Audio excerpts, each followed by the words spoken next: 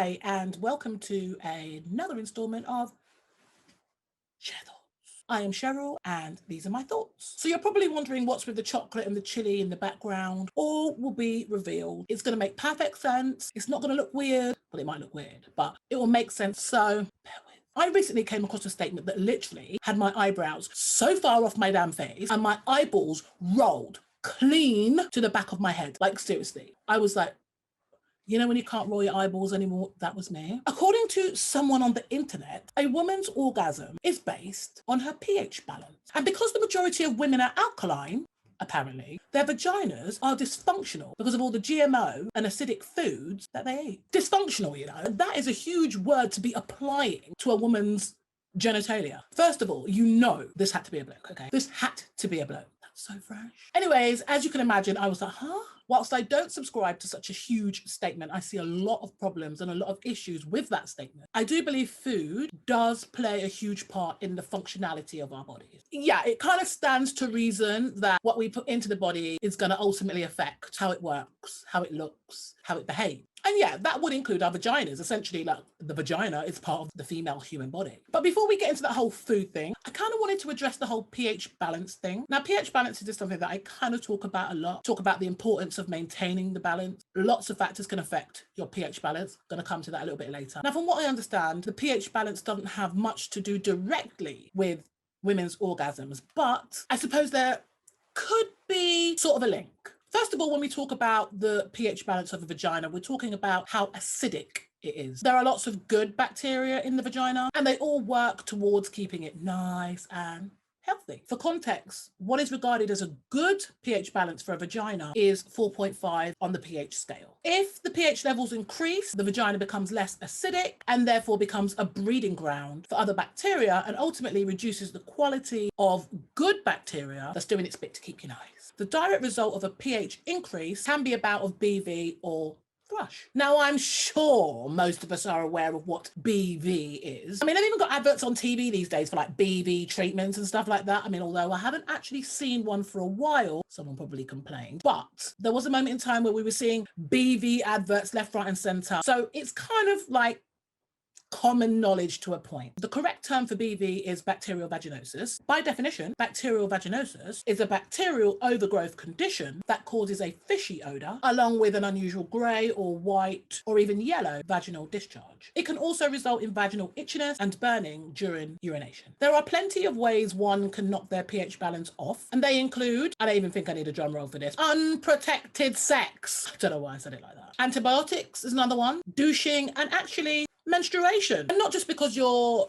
omitting blood, it's more about the buildup of blood on like the tampon or the sanitary towel or whatever. So that's why regular changes and optimum hygiene is crucial to keep potential BV at bay. To prevent BV, use a condom, because straight up, semen, especially new semen, upsets your fanny. It doesn't like it. Your vagina does not like brand new semen. That's like new bacteria in its droves. Your vagina is just going to freak out and be like, no, psh, BV. Take probiotics, especially if you've done a course of antibiotics. Probiotics will kind of counterbalance any potential pH imbalance. Don't douche. Some people have douches in their bathroom that spray water up inside them because they believe it cleans them out, when actually all that's doing is flushing away all the good bacteria. There's no need to do that. In fact, don't do that. Ladies, never, ever, ever, ever, ever douche. Eat yogurt. And I'm not just talking like Muller Corners, you know, like the ultra sweet ones. You've got yogurts that have got active culture. You can take probiotic drinks like Yakult and that kind of thing. They're all really good for kind of maintaining a healthy ecosystem in the vaginal area.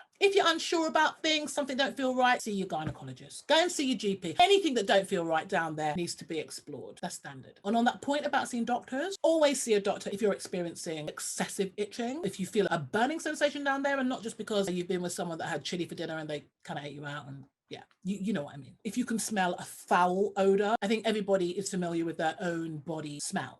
So if it's something that is completely left of center and you would regard it as foul, check it out. Also, if there's unusual discharge, I mean, 9 times out of 10, it's like nothing, or if it's something that kind of will run its own course, you got to play it safe, especially when you're talking about your intimate bits. You can't be too careful.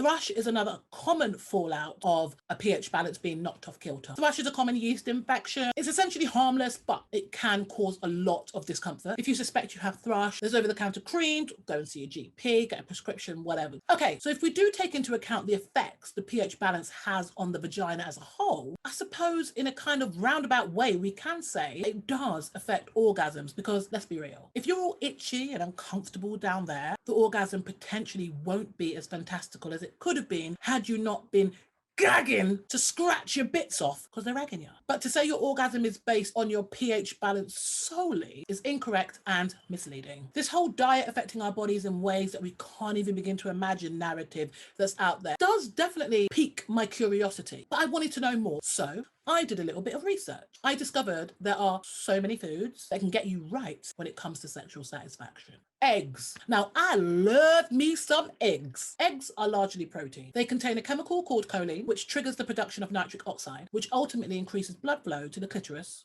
or the penis. What's more, choline is a precursor to acetylcholine, which is a neurotransmitter that controls sexual behavior through its activity in the brain. Having a higher level of acetylcholine has been associated with more frequent sex and more intense and longer orgasms. They also have a high concentration of vitamins B5 and B6, which help to balance hormone levels and fight stress. Yay for fighting stress. And actually, orgasms themselves are stress relieving. So peppers, the hotter, the better. Now, I love pepper. I'm someone that will absolutely cake my food in chili. Pepper and chili can increase your metabolism and stimulate endorphins, which make you sweat, also plump up your lips, which is something that I don't need, and speeds up your heart rate. That basically gets the blood flowing to all the bits that you need blood to be pumping through. Think I might start adding chili to my desserts, actually. Chocolate! Now, I love me some chocolate. There's a theme here. Yes, I generally like a lot of food. And to understand that it can actually lead to a more sexually satisfying life says everything. Research has demonstrated and proven this. Chocolate contains a chemical called phenylethylamine.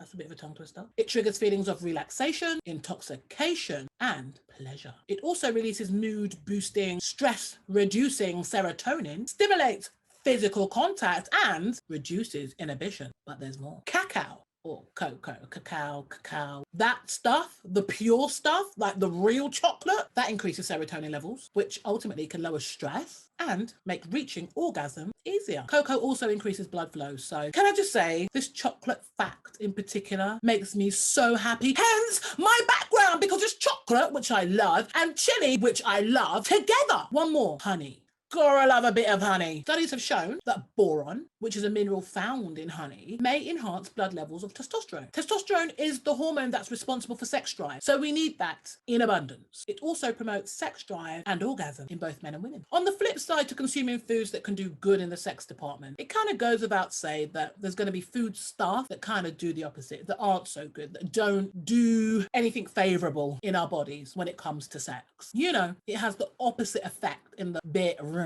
department. Coffee is one of them. Okay, so it's not a food, but it might as well be, because the way people consume coffee, anyone would think it's like lifeblood. Some say coffee can boost a woman's sex drive, and well, yeah, maybe that's true for some. For others, it actually contributes to anxiety, which can negatively affect someone's sex drive. Plus, excessive caffeine is definitely the culprit when it comes to difficulty with orgasms. Just for the record, I personally cannot stand coffee. Love the smell, cannot stand the taste. I'll just settle for a lush cuppa of green tea. Yum. Refined sugar. Now, we all know sugar ain't good for us, but to imagine that sugar can actually affect orgasms, Lord. Sugar can actually mess with your dopamine and serotonin level. When serotonin spikes, as it does when you're consuming sugar, it actually goes on to inhibit dopamine release, which can actually result in delayed orgasm or no orgasm at all. Also, for ladies, high blood sugar levels can result in vaginal dryness, which can make sex not only unpleasurable, but also pretty painful. Okay, so going forward, it looks like high percentage cocoa chocolate is where it's at sometimes.